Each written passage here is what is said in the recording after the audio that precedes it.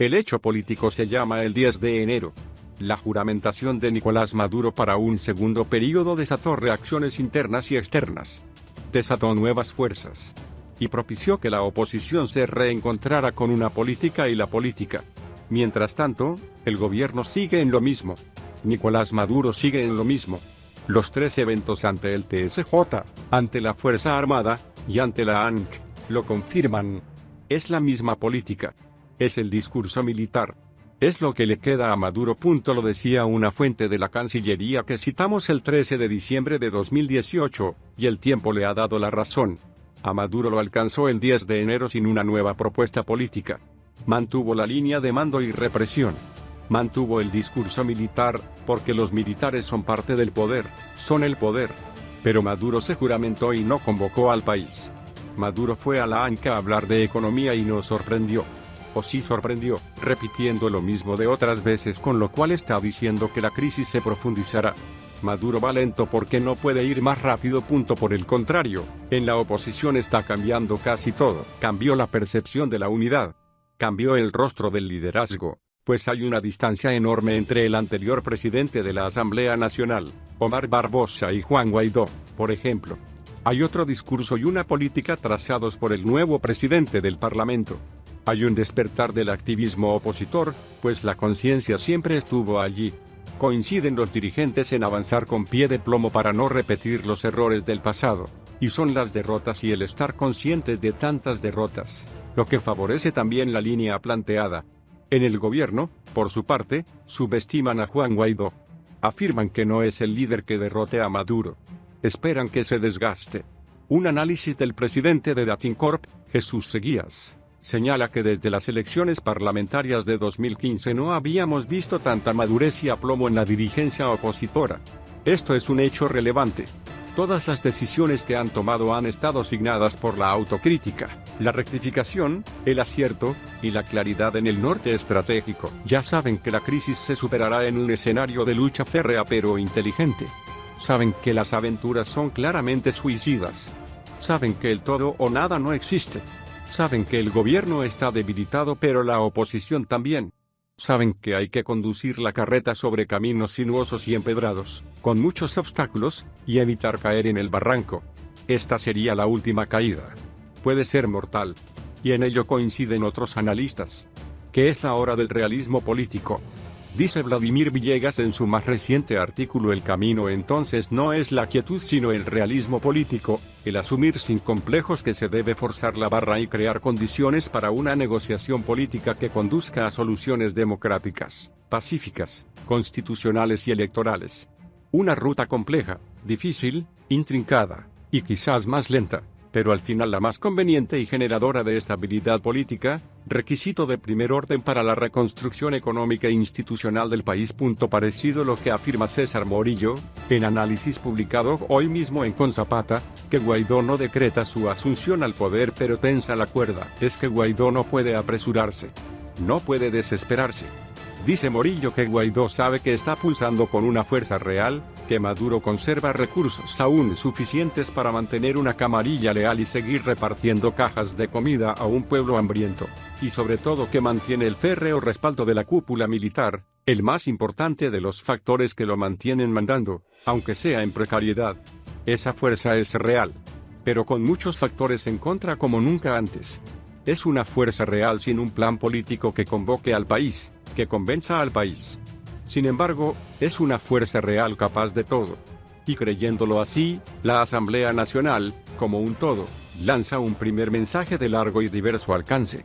Lo explica Seguías: la decisión de otorgar amnistía a civiles y militares relacionados con el gobierno que decidan contribuir a un cambio democrático es el resultado de esa madurez política adquirida. Esta es la primera concesión clave que hace la oposición al gobierno. Los militares son el gobierno real para impulsar un pronto desenlace a la crisis. La amnistía es la primera ficha que se pone sobre el tablero de las negociaciones inevitables. Y eso es lo que está buscando absolutamente toda la comunidad internacional, y por si fuera poco el 70% de los venezolanos. Nadie quiere guerras. Esta es una política. ¿Y la de Maduro? ¿Dónde está el nuevo plan? La fuente de la Cancillería señalaba hace un mes que Maduro no tenía un plan político para el 10 de enero. De allí los aviones rusos. De allí las denuncias de magnicidio y complots y golpes de Estado. Es un discurso militar que no funciona. No le funciona a Maduro. Eso se diluye. Es así, en unas nuevas y polémicas declaraciones, el presidente del país vecino aseguró que él visitó el futuro y vio que su gobierno le garantiza la paz y felicidad a los venezolanos. Lo que faltaba. Como salido de una película. Nicolás Maduro declaró durante una reunión con las Fuerzas Armadas de Venezuela que no hay nada de qué preocuparse. ¿La razón? El mandatario volvió a alardear de sus poderes y aseguró haber regresado del futuro, donde vio que su país saldría adelante. Las declaraciones han generado un manto de burlas en redes sociales, justo cuando su nuevo gobierno ha sido desconocido por la mayoría de los países de la región.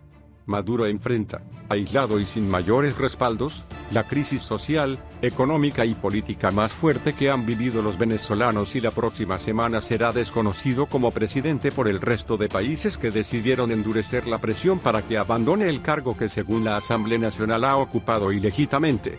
A la coyuntura se suman brotes de militares que desde el exilio han manifestado apoyo a Juan Guaidó, el joven parlamentario presidente de la Asamblea Nacional y quien ha manifestado que el mandato de Maduro no tiene sustento constitucional. Mientras tanto, él parece estar aliviado. Según sus nuevas revelaciones, no hay de qué preocuparse, porque gracias a su viaje y regreso al futuro él ya vio que todo saldrá bien para Venezuela. Tengo la certeza de que todo saldrá bien y de que saldremos más fuertes y más sabios de toda esta coyuntura. No saldrá un puñado de inmaduros improvisadores dañar la vida republicana de Venezuela, dijo. Yo ya fui al futuro y volví, vi que todo sale bien y que la unión cívico y militar le garantiza la paz y la seguridad a nuestro pueblo, continuó en el video que fue compartido por varias fuentes locales. Cuando una empresa privada eléctrica adquiere la concesión para prestar el servicio, acuerdan conjuntamente, empresa y gobierno, un pliego tarifario que debe compensarle lo suficiente como para poder operar y mantener, invertir y ganar dinero. Ese pliego considera ajustes periódicos a las tarifas según unos parámetros establecidos. Los gobiernos comienzan a no aprobar los ajustes pactados y la empresa, primero suspende las inversiones, luego el mantenimiento mayor, hasta que finalmente deja la operación y se retira porque aunque podía estar recuperando algo de su inversión, ya pone en riesgo algo mayor que es su reputación. Cuando la empresa se retira o el Estado la retira, este se hace cargo y congela ad infinitum las tarifas. Trata de compensar la inversión y el mantenimiento, contando con el personal fijo, pero ya sin tecnología, y con el riesgo casi siempre real de la corrupción que encarece las obras y en algunos casos se pagan y no se hacen. Además del aumento desmesurado y clientelar de su nómina, pasa a ser parte del presupuesto nacional y ya no importa si gana o pierde, pues se convierte en un servicio público que, como casi todos en nuestra región, son de mala calidad en manos del Estado. Con el paso del tiempo comienzan los apagones más frecuentes y más largos, hasta que se convierte en un problema político. Entonces, como la electricidad es la base de cualquier economía, se vuelve a llamar a empresas privadas para que inviertan y comienza nuevamente el ciclo. Esta vez, se producen aumentos brutales de tarifas en periodos cortos de tiempo para alcanzar un nuevo piso, desde el que pueden comenzar a leer este editorial desde el principio. Si con tarifas así cero tenemos hiperinflación, imaginen cuando realmente tengamos que pagar por un servicio de calidad. El Centro de Estudios Estratégicos Internacionales sostuvo que la crisis del país rivaliza en su magnitud con la Gran Depresión en la década de 1930 en los Estados Unidos ante el 20º aniversario de la llegada del chavismo al poder. El Centro de Estudios Estratégicos Internacionales CSIS por sus siglas en inglés realizó una investigación en la que explica, en 14 puntos, las fallas económicas que iniciaron en 1999. El CSIS aseguró que Venezuela se ha convertido en un caso de Estado fallido. De acuerdo con la investigación, el precio del petróleo en Venezuela se mantuvo a buen precio hasta el año 2012. Aseguraron que el gobierno tomó prestado masivamente de los mercados internacionales, es decir, expandió el gasto público.